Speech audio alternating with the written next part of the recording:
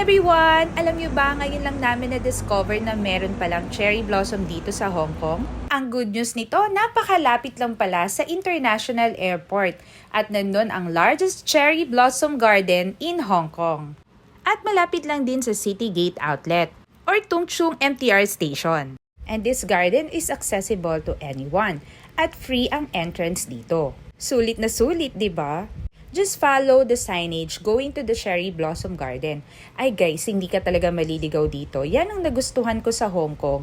Talagang susundan mo lang lahat ng mga sign doon. And this blooming period of cherry blossom in Hong Kong typically starts in February and lasts until April. This garden has over 90 cherry blossom trees. Kaya kahit ilang oras ka siguro magstay dito, panalong-panalo ka na. I can imagine kapag fully bloom na lahat to, napakaganda talagang tingnan, lalo na yung color niya, pink na pink. Kaya naman guys, wag niyong kakalimutang isama to sa itinerary nyo kapag nag-visit kayo ng Hong Kong between February to April. And another tip, if you want a big discount, please download the Klook app. Don't forget to use our Klook promo code Rodian and Rod O'Malley for additional 5% discount.